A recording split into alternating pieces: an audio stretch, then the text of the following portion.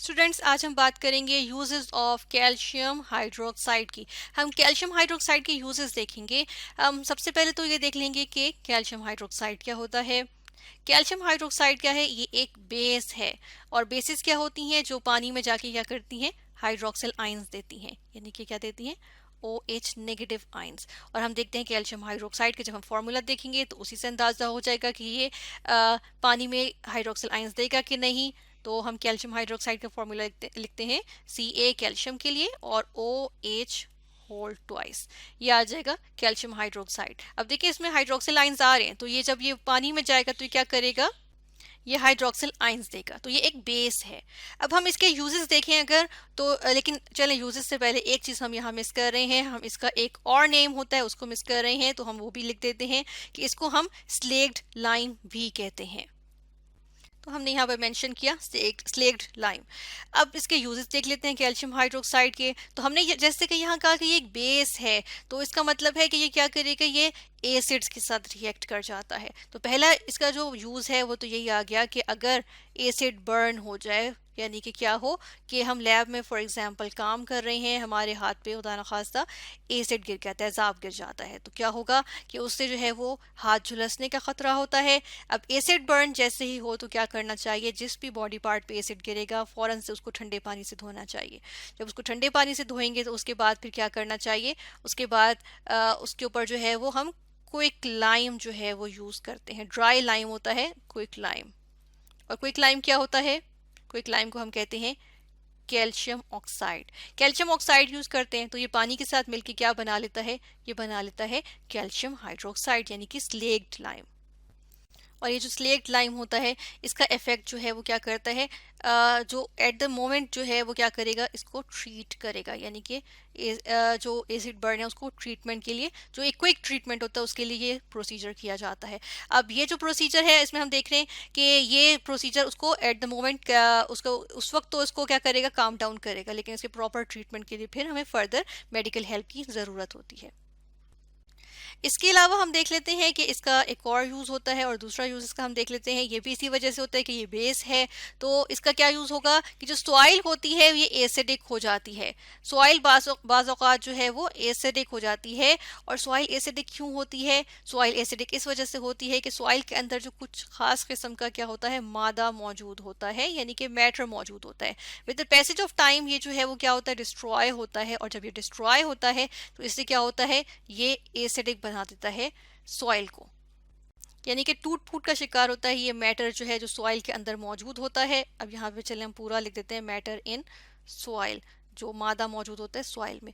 जब ये वक्त के साथ साथ डिकम्पोज होता है, टूट फूट का शिकार होता है, तो ये एसिडिक जो है वो चीज़ें कंपाउंड पैदा करता है जो कि सॉइल के अंदर मौजूद होंगे, तो सॉइल एसिडिक हो जाती है। अब सॉइल अगर ज़्यादा एसिडिक हो जाए तो उससे क्या होता है? उससे बजाय इसके कि पौधों को कोई फ़ायदा हो, वो हम देखते हैं कि नुकसान होता है। क्या होता है कि जो पौधों के जो न्यूट्रिएंट्स होते हैं वो उल्टा सॉइल में जाना शुरू हो जाते हैं, बजाय इसके कि जो सॉइल के न्यूट्रिएंट्स हैं वो किस में जाएं? पौधों में जाएं और पौधों की ग्रोथ अच्छी हो।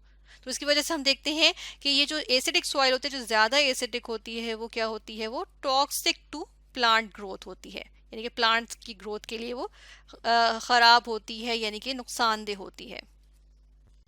अभी जो एसिडिक सॉइल है इसको क्या करना है? इसको जो है वो ट्रीट भी करना है। तो अभी एसिडिक है ना, तो इसको क्या चीज़ न्यूट्रलाइज करेगी?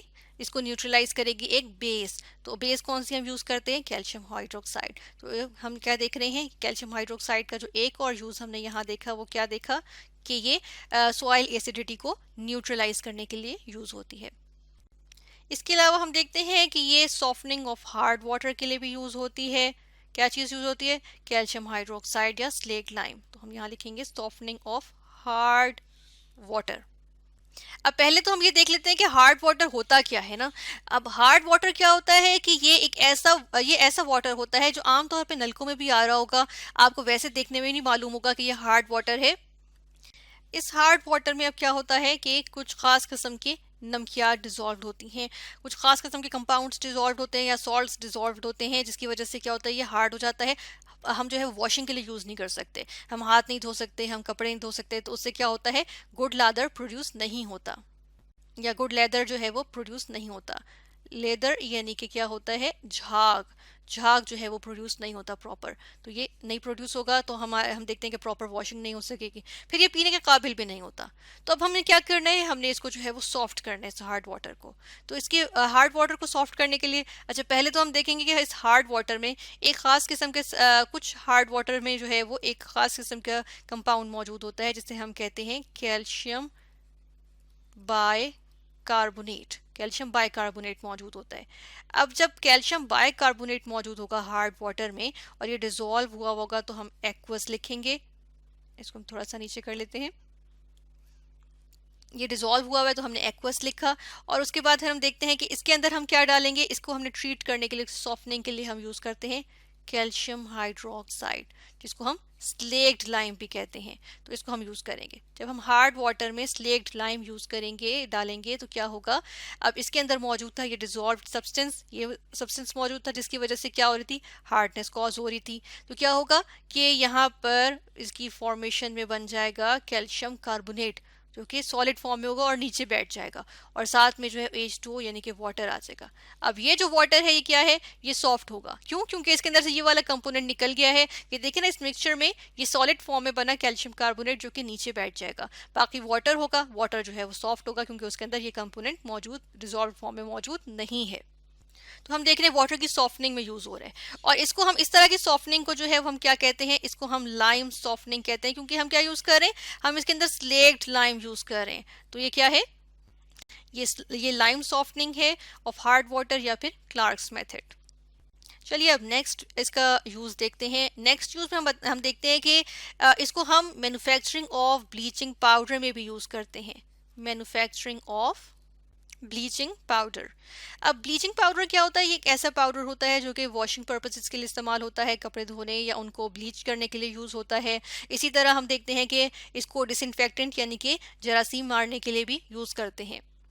अब अगर इसके अपने इतने यूजेस हैं तो ये बनता कैसे है, ये बनता है कैल्शियम हाइड्रोक्साइड को यूज़ करने से। तो क्या होता है, इंडस्ट्रीज में कैल्शियम हाइड्रोक्साइड जो होता है, वे बड़े बड़े जो कंटेनर्स होते हैं, जो स्पेशलाइज्ड कंटेनर्स होते हैं, उनमें क्या होता है, कैल्शियम हाइड्रोक्साइड ऊपर से उंडेला जाता है, और हम देखते हैं कि क्लोरीन गैस जो होती है वो नीचे से हम ऊपर की तरफ पास करते हैं। तो जब ये किया जाता है तो क्या होता है कि दोनों जब आपस में इंटरेक्ट करती हैं तो क्या बनता है, हमारे पास यहाँ पे हासिल हो जाता है ब्लीचिंग पाउडर, और साथ में वाटर की फॉर्मेशन होती है। तो ये केमिकल इक्वेशन है, ये केमिकल रिएक्शन है जो कि हो रहा होता है। ये ब्लीचिंग पाउडर आ गया और ये वाटर। तो ब्लीचिंग पाउडर इस तरह से इस केमिकल रिएक्शन को यूटिलाइज करते हुए इंडस्ट्रीज में मैन्युफैक्चर किया जाता है, जो कि खुद भी एक सेल्फ क्या है, एक इम्पॉर्टेंट जो है वो कंपाउंड है। जो इसका फिफ्थ हम यूज़ देखेंगे, उसमें हम देखते हैं कि ये यूज़ होता है लाइम सल्फर स्प्रे बनाने में। लाइम सल्फर स्प्रेज क्या होते हैं, लाइम सल्फर स्प्रेज होते हैं ऐसे स्प्रे होते हैं जो कि क्या करते हैं, जो कि डिसइंफेक्टेंट यानी कि जरासीम मारने के लिए काम आते हैं या उनके लिए इस्तेमाल होते हैं। डिसइंफेक्टेंट, ये हमने यहाँ लिख दिया। अब डिसइंफेक्टेंट होते हैं किस हम देखते हैं कि ये बने हुए किस चीज़ से होते हैं, ये हम देख लेते हैं। तो ये बनते हैं कैल्शियम हाइड्रोक्साइड और सल्फर, इन दोनों का मिक्सचर बना के हम देखते हैं कि लाइम सल्फर स्प्रे बनाए जाते हैं। और लाइम सल्फर स्प्रे जो है वो कहाँ यूज़ होते हैं, ये स्प्रेज यूज़ होते हैं एज अ डिसइंफेक्टेंट, और कहाँ पे, जो फ्लावरिंग और फ्रूट्स वाले ट्रीज होते हैं उनके ऊपर यूज़ किए जाते हैं। और इनके ऊपर भी किस तरह से, इनकी बार्क यानी कि इनके जो छाल होती है उसके ऊपर यूज़ किए जाते हैं। तो इनकी बार्क के ऊपर या छाल के ऊपर जितने जर्म्स होते हैं, बैक्टीरिया वगैरह या फंगस होती है जिसे फफूंदी कहते हैं, या फिर हम कहते हैं कि इस छाल के ऊपर क्या मौजूद हो, कीड़े वगैरह मौजूद हो जो इस दरख्त को नुकसान पहुंचाएं, तो क्या होता है, इन सब को जो है वो किल करती है ये लाइम सल्फर स्प्रे। लेकिन इसकी एक नुकसान होता है, और वो ये कि अगर ये लीव्स पे यानी पत्तों पर अगर ये स्प्रे हो जाए तो क्या होता है, पत्ते झुलस जाते हैं या जल जाते हैं। तो लेकिन ये कारामद किसके लिए है, डिसइंफेक्टेंट के तौर पे ट्रीज की बार्क के ऊपर इसको स्प्रे किया जाता है। तो इस तरह आज हमने 5 यूजेस देखे, इन डेप्थ हमने इन यूजेस को पढ़ा कि कैल्शियम हाइड्रोक्साइड के क्या क्या यूजेस हो सकते हैं।